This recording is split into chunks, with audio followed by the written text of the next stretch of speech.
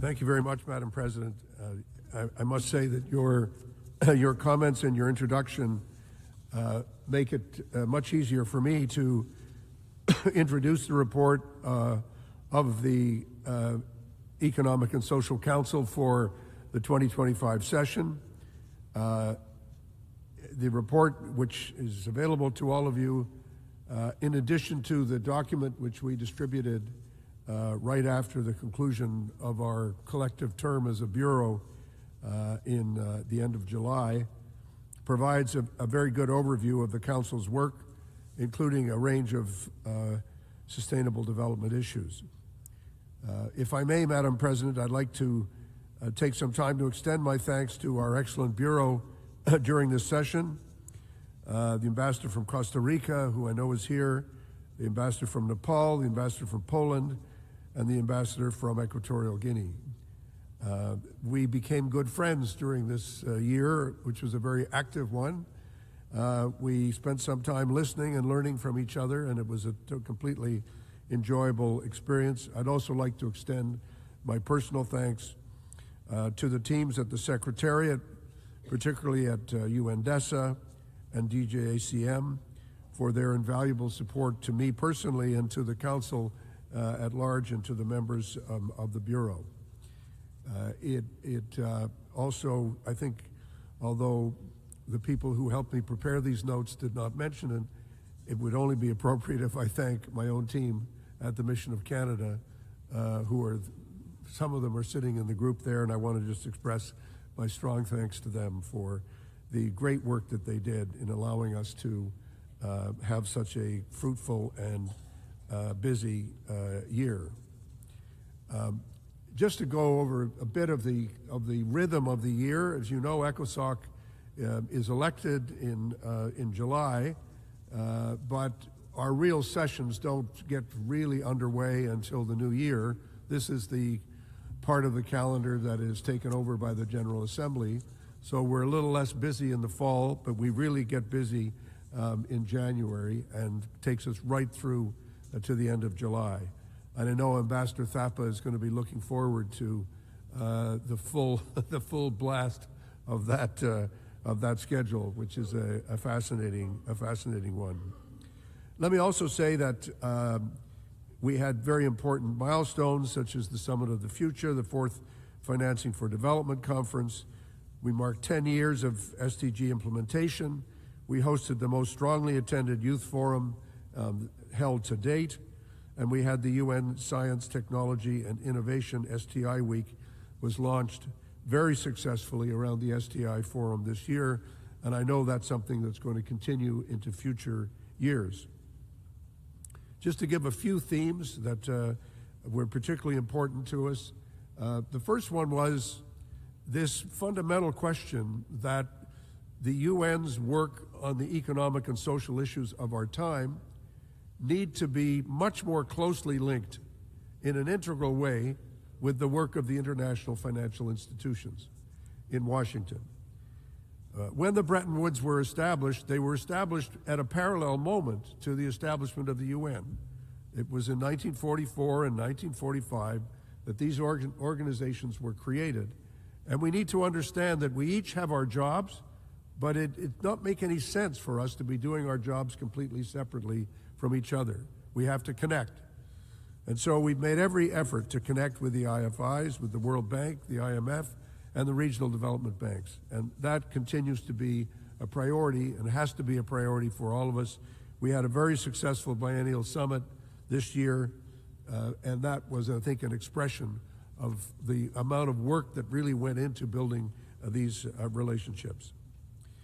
We also carried on the work that was started by my predecessor, the ambassador from Chile, looking at AI as a permanent feature of the work of the Economic and Social Council, that we build a discussion about AI and the implementation of AI throughout the UN system as a key part of what we do.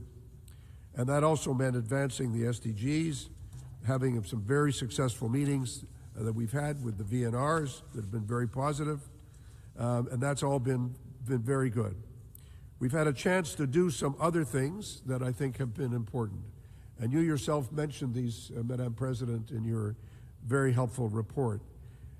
Forced displacement and refugee issues. We have more people being displaced from home than ever before.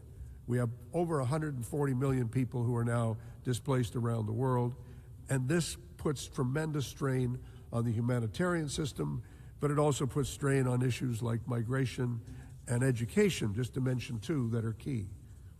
We continued our focus on Haiti.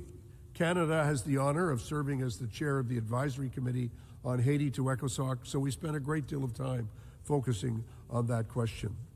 We also dedicated ourselves to engaging civil society.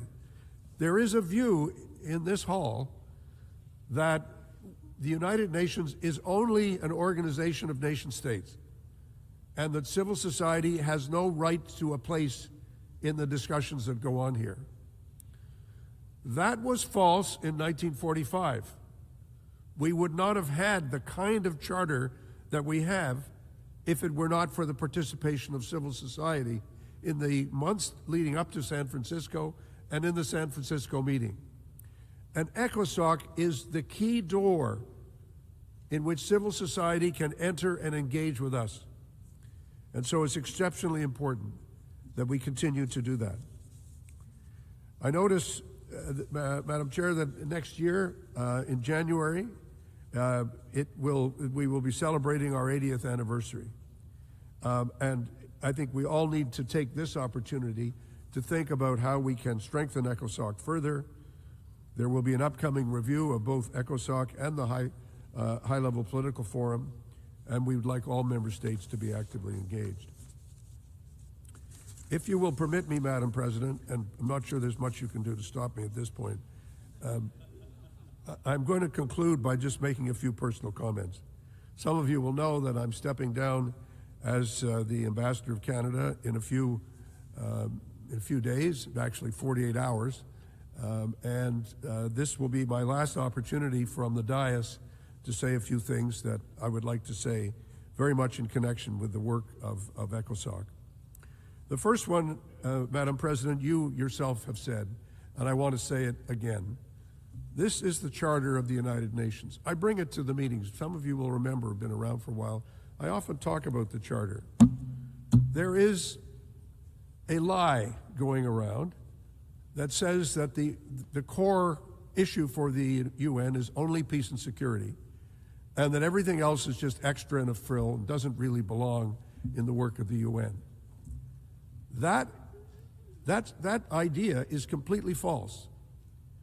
It's false as a matter of fact, that is to say, economic and social issues have always been part and parcel of the work of the UN, completely integrated into the Charter.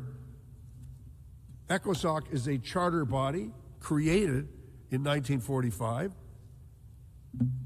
but it's also untrue for another reason that you, Madam President, have referred to, and that is you cannot get to peace and security if you ignore the economic and social and human rights and rule of law issues which are critical for the work of the United Nations. Human rights are not a frill. Social development is not a frill. Economic growth is not a frill. Tackling poverty and inequality, these are not frills. And most important in our current era, climate change, while not mentioned in the Charter, remains a critical problem for the future of the world, and not just the future, for the present. The second point I want to make is that UN 80 is an opportunity, not just a crisis. In fact, you could argue every crisis is an opportunity. And without crises, sometimes we wouldn't necessarily take advantage of the need to embrace change. But in embracing change, we need to understand that part of the fundamental problem that we face is one that has been created by member states themselves in failing to pay their dues to support the United Nations. In Canada, we have a concept that we call deadbeat dads. What are deadbeat dads? Deadbeat dads are dads that don't pay support payments to their spouses and children. And we have to spend a lot of time as governments in Canada tracking people down and saying, do you know how much money you owe to your family? Do you know how badly off your family is because you're not paying your dues? You're not paying what the court has ordered you to pay? When we all signed up for the Charter, we signed up to pay our dues. We signed up not only to say these are nice words, but to say we will be there in order to pay for the work of the United Nations and in order to pay to what are called assessed contributions. And we have to keep on paying for assessed contributions. We can't ignore the importance of assessed contributions. Thomas Paine wrote in The Crisis in 1776, a great American Democrat.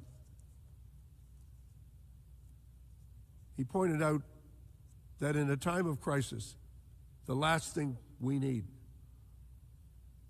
are summer soldiers and sunshine patriots. The UN is in a moment of crisis, and we don't need summer soldiers and sunshine patriots. We need countries that are going to be all in.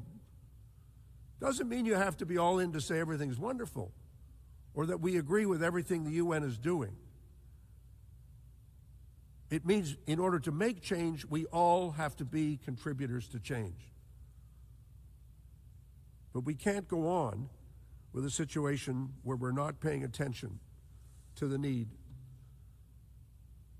for actual contributions and actual participation, and not saying, the UN, as the Secretary General has pointed out, and he's absolutely right, UN is not a cafeteria. You don't walk in and say, I like this, but I don't like that. I like this peacekeeping mission, but I don't like that peacekeeping mission. I'll pay for this, but I won't pay for that. These are core values of citizenship. We don't pay our taxes and say, well, I don't want to pay for this because I don't agree with it. No, you pay your taxes. You pay your dues. And we have to create a culture in this organization where we recognize that paying up and paying in and contributing are actually core to what we do. And that's what allows us to make the reforms that will really matter. Yes. Are there too many resolutions that go on and on? Yes. Is there too much duplication in the UN? Yes. Is there even waste in the UN? Yes. But we can't create the framework to actually make the changes unless we're all in, unless we're contributing at every step of the way. The third point I want to make, Madam Chair, is simply to say this. The truth matters. Truth is real. Some things are true and some things are not true. Some things are information, some things are misinformation. Some things are facts, some things are lies. And I've tried to make a point from this podium and in other statements and ways of acting in this assembly to say we should not be afraid to tell things as they are and to be as clear as we can in expressing our differences respectfully, in a mode of civility, but at least having the courage to say these things have to be said. Climate change is real.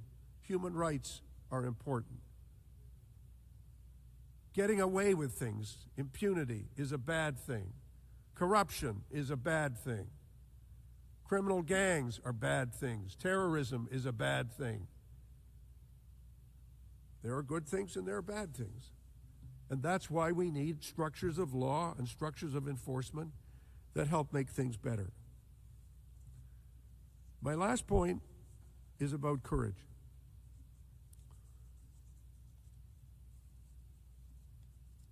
Courage is such an important virtue because it's the one virtue that makes the others possible. Courage can be difficult. It means stepping out. It means standing up. It means trying to persuade people who don't agree with you. But the thing we know about courage is that it is infectious. If some stand up, then others will stand up. And that's why it's so critical for us to truly appreciate the importance and the value of courage. Finally, Madam President, and just to say this by way of conclusion, I have so deeply appreciated